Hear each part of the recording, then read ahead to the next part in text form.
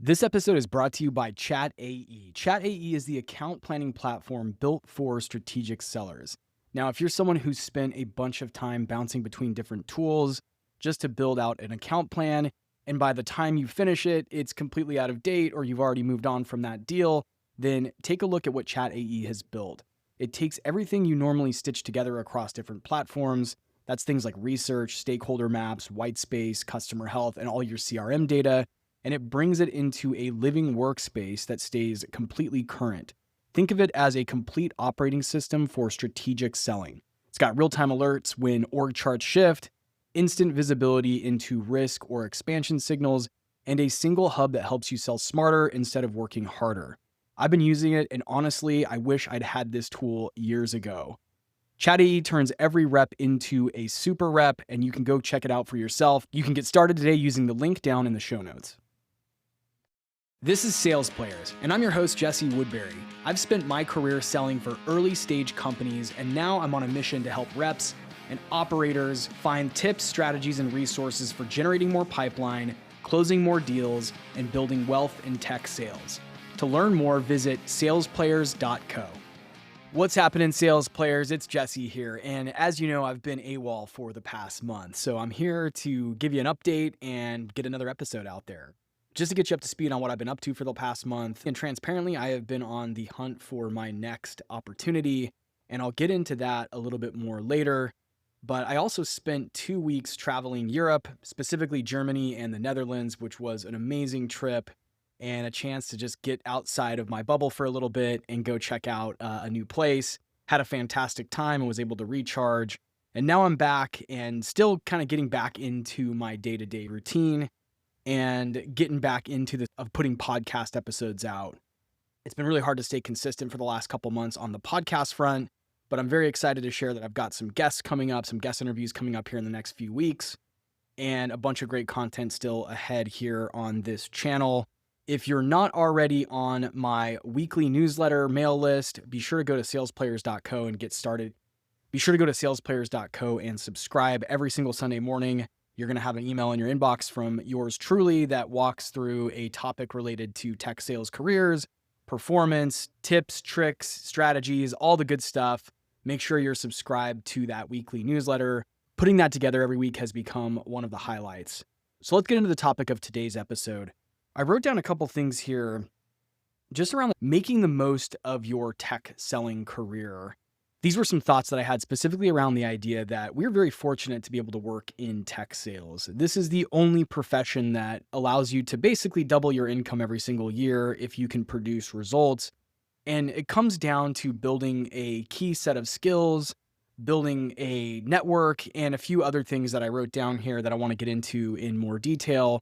But it's such a privilege to be able to work in this industry. I know there's been a lot going on over the last 2 years in tech, and it's been a little bit volatile, but at the end of the day, if you look back and you work in this industry, hopefully you can have some gratitude around the fact that we get to wake up every day and sell technology and solutions to businesses and make crazy money doing it if you do it the right way and if you learn the right skills. So I thought I would share a few ideas around how to make the most of your tech sales career, how I've made the most of my tech sales career and how I will continue to do that. So just wanted to share a couple of those ideas with you today. So the first one that I wrote down was actually building a personal brand.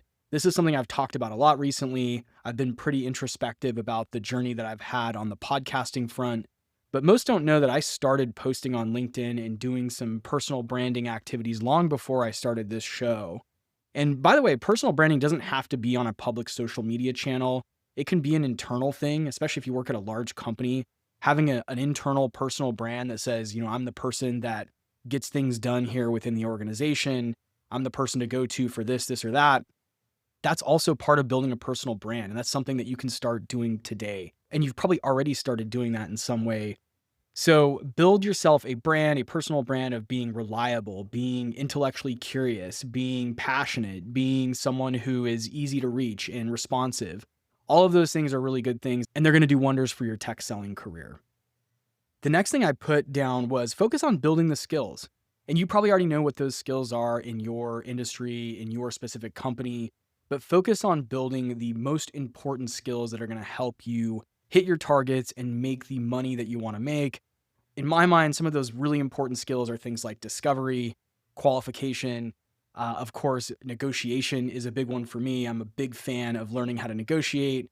Executive presence, which is something I've talked a lot about, especially in the newsletter, is building the skill of being able to deliver a presentation, deliver information to executives and hold yourself like an executive.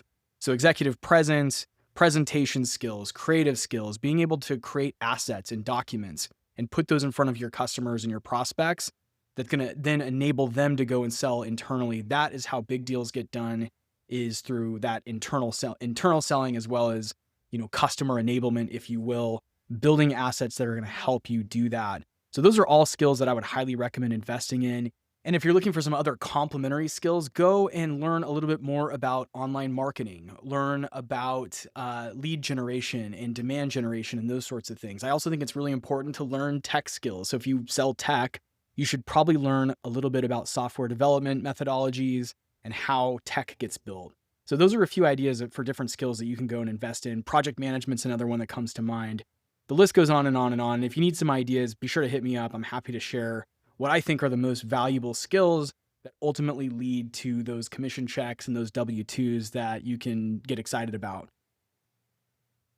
The next thing I put down here was building your professional network. And especially over the last couple of months, I have realized how important that effort has been for me personally. And that's because I have reconnected with a lot of past colleagues over the last few months, and it's been amazing the amount of new opportunities that have come from that, not just financially, but just personally fulfilling opportunities that have come from staying connected with people that I've worked with, staying connected with prospects and clients and customers. So it's really, really important to not only develop and build those relationships, but continue to nurture those professional relationships that you have. Part of that is trying to be someone who adds value to the people in your network as often as possible. And not in a cheesy or corny way, just being able to make an intro when someone needs an intro somewhere, or being willing to hop on a call and help somebody with something very quickly. So those are the things. It also kind of ties back into that personal brand thing. If you're someone who has a really strong personal brand, you're probably also going to build a really strong professional network. Those two things together are going to continue to open doors for you in your career and put you on a path towards success, fulfillment, and all that good stuff. All right, the next thing I put down here was intellectual curiosity, just being a curious person, someone who wants to find the answer to something, whether that's the answer for an internal process or you're very curious about how your prospect does X, Y, or Z. Curiosity is such an underrated skill set in tech selling. I think it's one of the most important skills in business, period. And if you can come in and approach things with curiosity and ask good questions and try to figure out the answer and do your research, you're going to do incredibly well in this business, especially as you start to move into more strategic or enterprise type deals where you're working with large brands, lots of stakeholders, lots of big, painful problems in the organization. If you're someone who can get curious and really dig in, you're going to do incredibly well in tech sales. So I think try to approach everything with a curiosity mindset and you're going to do very well. The next thing I put down here was take some risks early on in your career. I did a post about this recently on LinkedIn. The reality is, if you don't take some calculated risks in your career, you're going to miss out on a lot of really big outcomes. And some examples of big risks that you can take is things like joining a startup, moving to a new city where you can find a lot more like-minded people, or starting a company of your own. These are all calculated risks that you can take over the course of your career, and they're not all going to pay off perfectly, but eventually you'll find that getting into the habit of taking calculated risks is going to set you up for big rewards. And the last thing that I put down here was approaching your performance, your career, and your lifestyle like an investor. And I've talked about this concept on the show before, but the way that you can do that as a seller, there's a lot of ways you can do that as a seller, honestly. The first one is to actually just start by investing your commission checks. Get into an investor mindset. Put those commission checks to work for you because that will compound and help you generate real wealth. But there's also some other ways you can approach your career that way. You can start to think about the companies you go work for as an investor. Would this company be one that's going to have a successful outcome for me personally and for itself? Is this the kind of company where I want to invest the next few years? Is this where I want to invest my time? Are these relationships ones that I want to invest in? Is this side hustle something I want to invest in? So start to approach your tech selling career in the same mindset that an investor who's doing due diligence might approach a potential investment. If you can do that, you're going to land at the right companies for you, and you're going to continue to be very successful because of that compounding effect, Again, starting with just basically investing your commissions, great way to get started, or putting yourself in a position to have a major financial outcome. All of that I look at as approaching your career and life as an investor. So that's all I got for today. More episodes coming your way, and thanks for tuning in. Take care.